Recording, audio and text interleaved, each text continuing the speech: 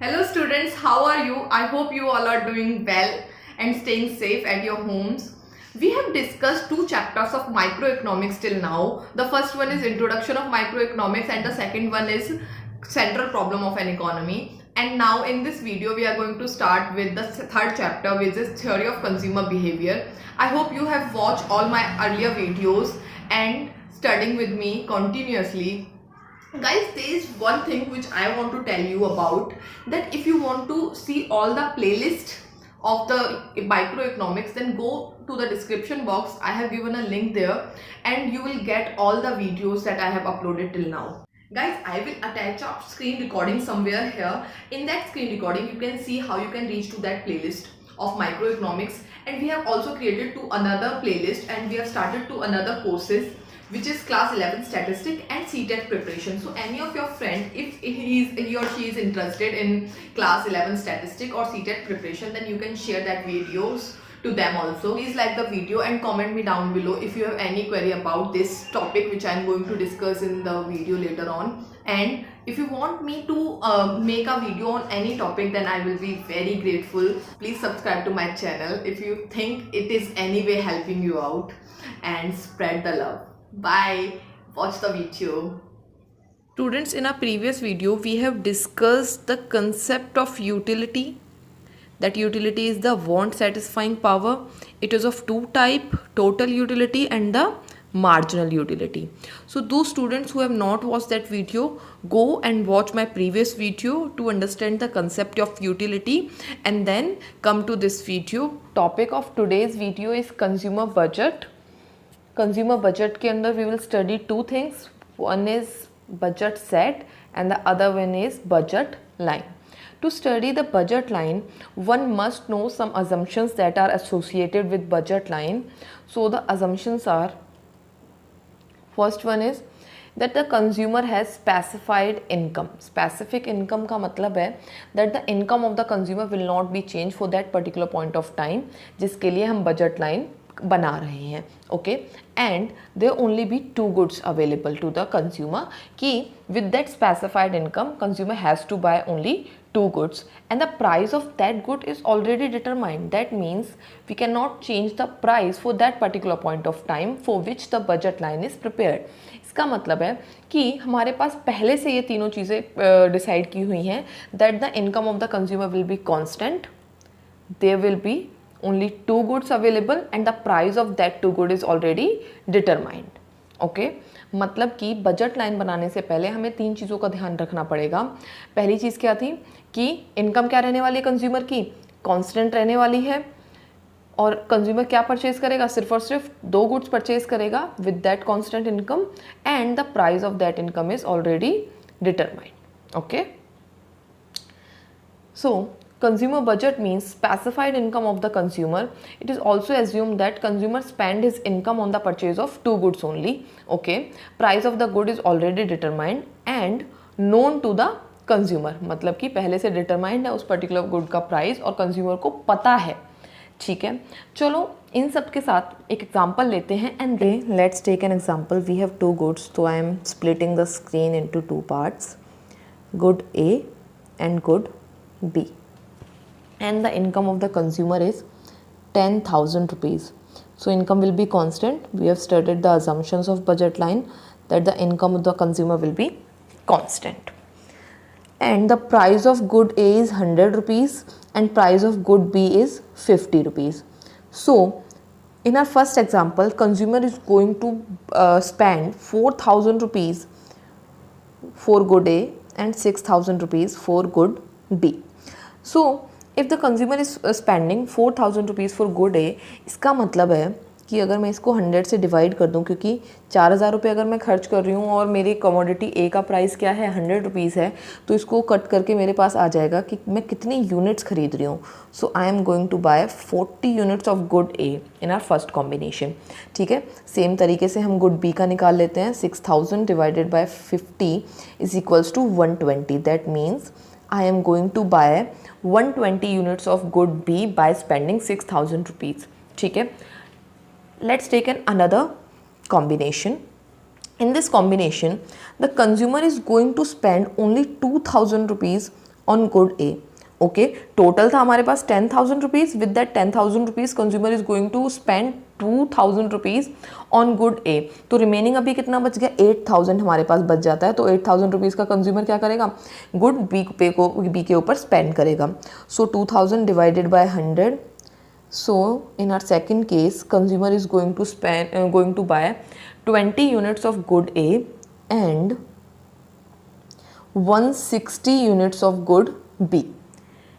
तो with this example एक बात क्लियर हो रही है कि these 10,000 rupees can be spend in either way, कि या तो कॉम्बिनेशन ए खरीदा जा सकता है, कॉम्बिनेशन बी खरीदा जा सकता है, जिसमें भी कंज्यूमर को मज़ा आ रहा है, जो भी कॉम्बिनेशन उसको अच्छा लग रहा है, जो भी कमोडिटी उसको कम या ज़्यादा खरीदनी है वो अपनी स्पेसिफिक इनकम से उसको कम या ज़्यादा कर सकता है। और भी बहुत सारे कॉम्बिनेशंस बन सकते हैं, बट आपको समझाने के लिए फॉर द अंडरस्टैंडिंग लेवल मैंने ये कॉम्बिनेशंस आपको बताने की कोशिश की है।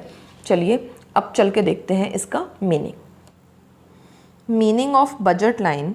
It represent the alternative combination of two goods that the consumer can purchase with the given income, given money and the price of two goods।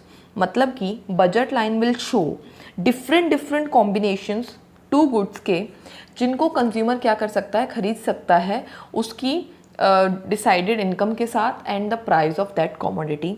मतलब कि कभी कभी क्या होता है, we went to the market, we see they are only limited money available in our pocket and we want to buy two goods. देन हम क्या करते हैं, गुड्स का कॉम्बिनेशन बनाना शुरू करते हैं कि मेरे को जो चीज़ अभी ज़्यादा ज़रूरी है हम उस प्रोडक्ट का क्या करेंगे, ज़्यादा खरीद लेंगे, और जो चीज़ अभी कम ज़रूरी है, लीस्ट इंपॉर्टेंट है अभी के लिए, उस कमोडिटी को हम थोड़ा कम खरीदेंगे। इक्वेशन ऑफ बजट लाइन बहुत आसान है, अभी जो एग्जाम्पल देखा था उससे भी हम समझ चुके थे।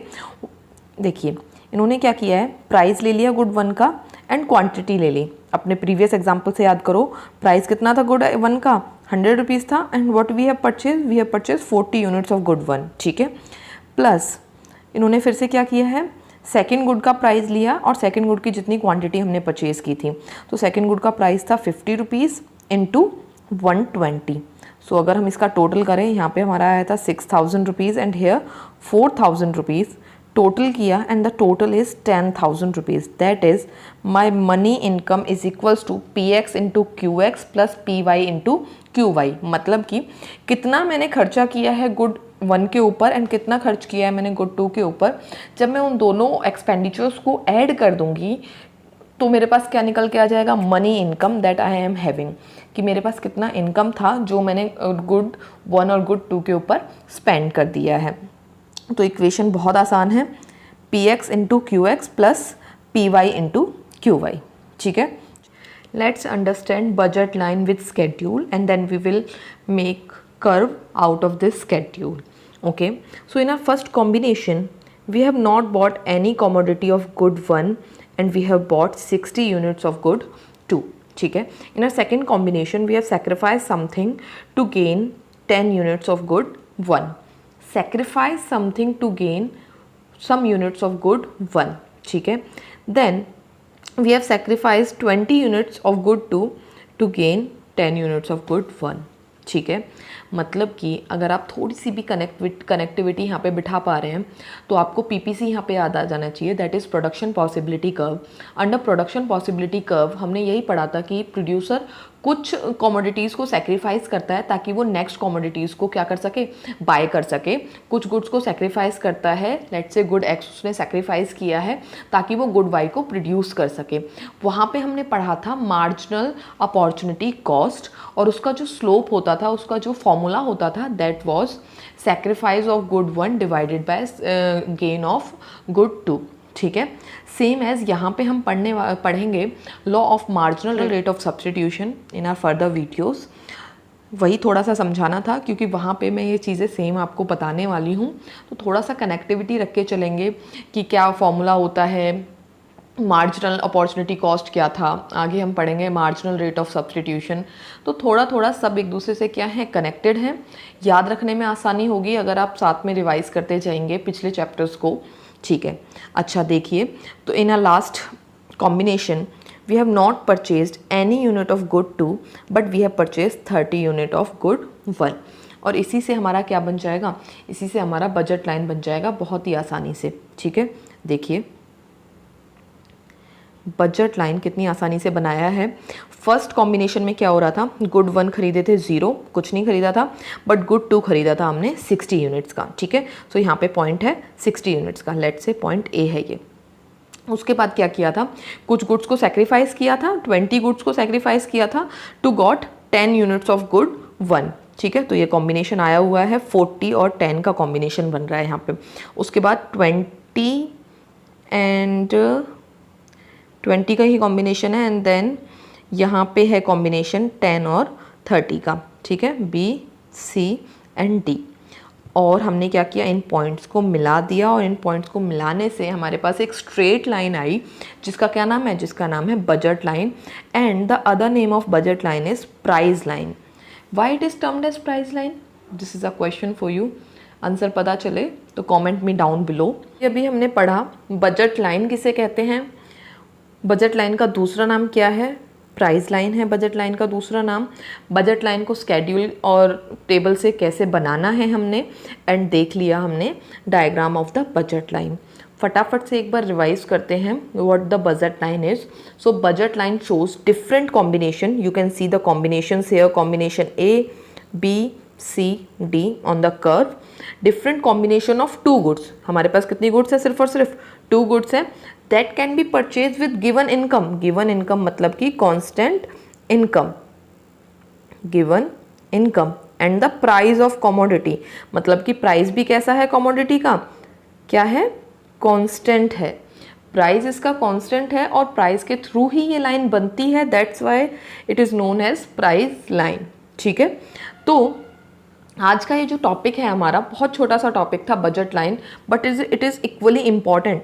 आपके एग्जाम में ये आपको 4 मार्क्स तक देखने मिल जाता है कि बजट लाइन किसे कहते हैं, show it with schedule and the diagram. तो बहुत ही ज़्यादा इंपॉर्टेंट टॉपिक है आपके एग्ज़ाम पॉइंट ऑफ व्यू से। वो CBSE ये आपके 11th में है, और अदर बोर्ड्स के लिए ये आपकी क्लास 12th के अंदर आता है। आई होप आपको ये सब समझ में आ गया होगा, बजट लाइन किसे कहते हैं, अजम्पशंस और बजट लाइन को बनाना कैसे है। और बहुत ही ईजी एग्जांपल्स के साथ हमने इसे समझने की कोशिश की।